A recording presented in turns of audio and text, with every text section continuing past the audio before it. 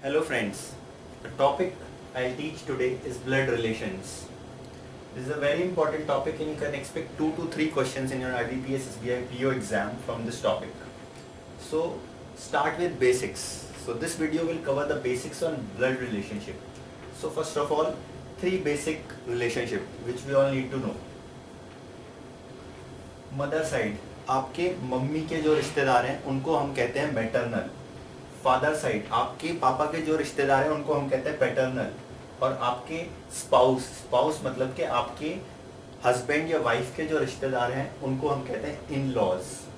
ठीक है, ये एक बेसिक प्रिंसिपल हो गया कि मम्मी के साइड के रिश्तेदारों को मैटरनल, पापा के साइड के रिश्तेदारों को पैटर्नल और वाइफ या हस्बैंड के रिश्तेदारों को इन लॉज कहेंगे. तो सबसे पहले हम देखते हैं कुछ रिलेशनशिप्स जो हमें पता होनी चाहिए. सबसे पहले मदर्स मदर या फादर्स मदर, उनको हम बोलेंगे ग्रैंड मदर. फादर्स फादर को हम बोलेंगे ग्रैंड फादर. हिंदी में ये आपकी दादी, ये दादा, ये नानी या नाना कहते हैं, लेकिन इंग्लिश में इनके लिए कॉमन वर्ड होता है ग्रैंड मदर या ग्रैंड फादर. उसके बाद मदर्स ब्रदर, आपकी मम्मी के भाई जिन्हें आप हिंदी में मामा कहेंगे, उनके लिए कॉमन वर्ड होगा एक अंकल. चाहे वो आपके मम्मी के भाई हो, चाहे वो आपके पापा के भाई हो, तो आपके चाचा या मामा जो होंगे उनको हम अंकल बोलते हैं. सिमिलरली जो आपकी मम्मी की सिस्टर या पापा की सिस्टर होंगी उनको हम आंट बोलेंगे. तो इंग्लिश में सभी वर्ड्स कॉमन होते हैं. हिंदी में इसके लिए आपको मदर सिस्टर के लिए आप मासी बोलेंगे और फादर सिस्टर के लिए आप बुआ बोलेंगे. तो इंग्लिश में कॉमन वर्ड होगा आंट. सन्स वाइफ, आपके बेटे की पत्नी, उसको हम डॉटर इन लॉ बोलेंगे. डॉटर्स हस्बैंड, आपकी बेटी के जो पति होंगे वो सन इन लॉ होंगे. हस्बैंड वाइफ्स ब्रदर, उसको हम बोलेंगे brother in law. Husband's wife sister को बोलेंगे सिस्टर इन लॉ. ये यहाँ से आ रहा है. स्पाउस साइड को हम इन लॉज. तो जो आपकी हस्बैंड या वाइफ का ब्रदर है, स्पाउस का ब्रदर, उनके आगे हमें इन लॉ लगाना है. तो अगर हस्बैंड का ब्रदर है तो वाइफ के वो ब्रदर इन लॉ हो जाएगा. Similarly husband sister sister in law हो जाएगी. सिस्टर ब्रदर्स सन को हम नेफ्यू बोलेंगे. आपके बहन या भाई के बेटे को नेफ्यू. सिस्टर ब्रदर्स डॉटर को हम नीस बोलेंगे. ठीक है, तो ये एक बेसिक रिलेशनशिप्स हैं जो हमें थोड़ा सा याद रखते हैं. मतलब बेसिकली हमें पता होता है सब, लेकिन कंफ्यूजन ना हो इसलिए ये एक ब्रीफ में दिया गया है क्या क्या हमें याद रखना होगा या क्या हमें पता होना चाहिए. क्योंकि कई बार क्वेश्चंस आते हैं कि आपका आपने ये रिलेशन फाइंड कर लिया कि उसमें जो पर्सन है वो मेरे ब्रदर का, मतलब जो सपोज से ए के ब्रदर है बी और बी का बेटा है सी, तो वो पूछेगा ए और सी में रिलेशनशिप क्या है, तो आपको बताना होगा वो नेफ्यू होगा. इस तरह से. तो ये चीज़ आपको एक बेसिक्स याद रखने होंगे. इसमें आपको पता है तो बहुत अच्छी बात है. सेकेंड इंपॉर्टेंट थिंग इस टॉपिक में जो आती है उसको हम कहते हैं family tree.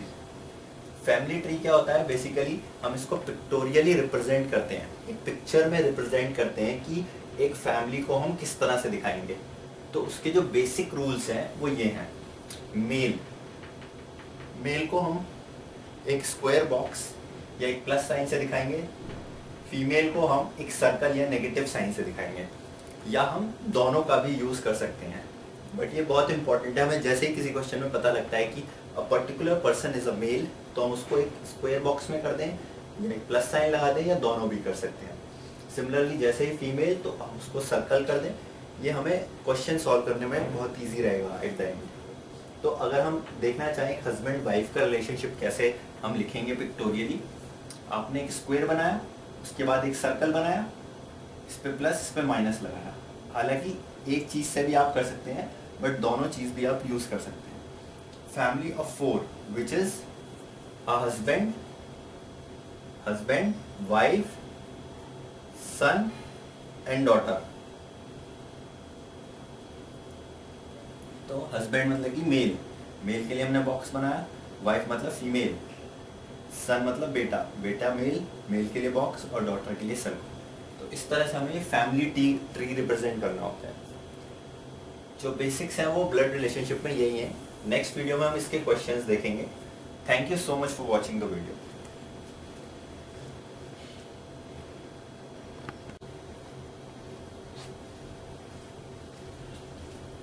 Hello friends, this is video number 2 in blood relationships. In this video we will take two examples which are two different forms of blood relationships we can expect in exam.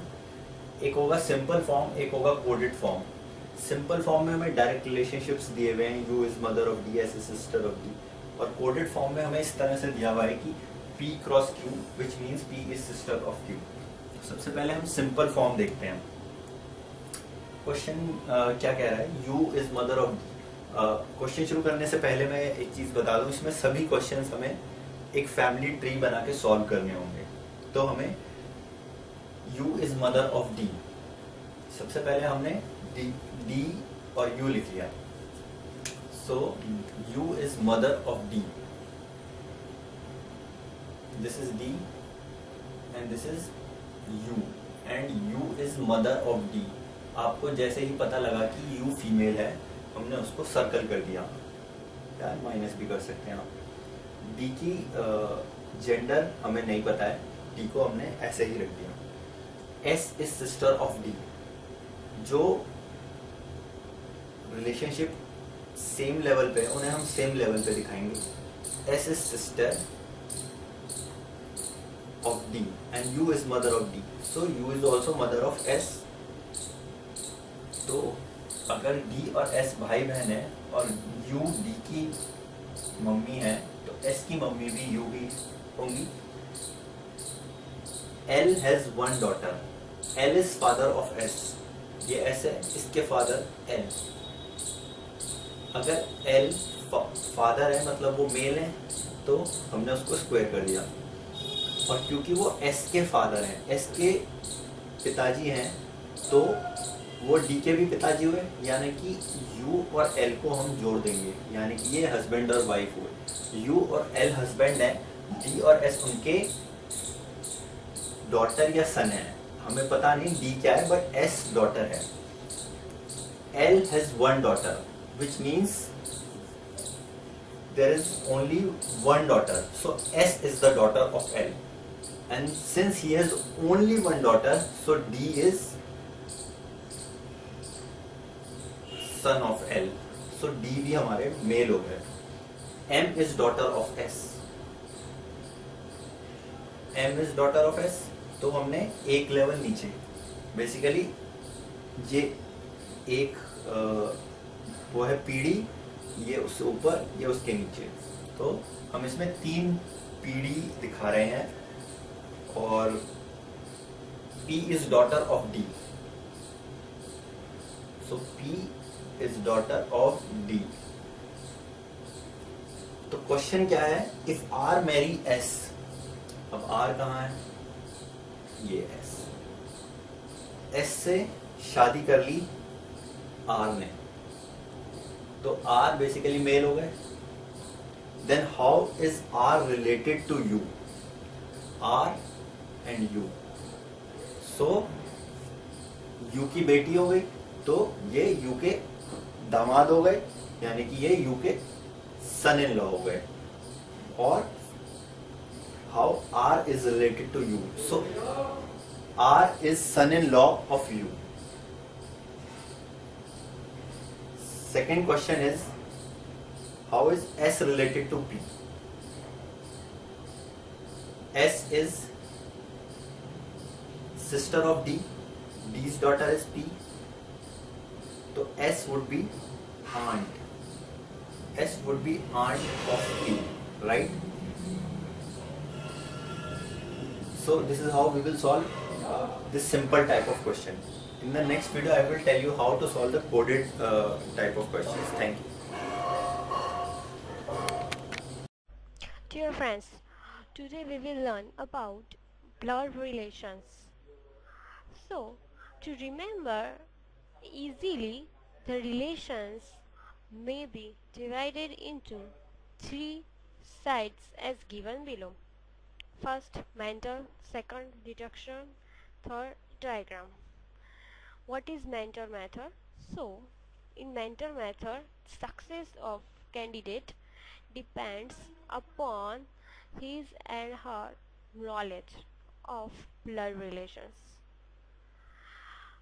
some of which are summarized below to help solve this test. So what is mentor method? So in this method, success of a candidate depends upon his or her knowledge of blood relations, some of which are summarized below to help solve this test. First is mother's or father's son. It is called brother. Mother's or father's daughter is called sister. And mother's father's brother is called uncle. Here some other try to remember it. Now some special remarks. Mother's side relations are called maternal. Father's side relations are called paternal. Which is important, you have to remember. Thank you.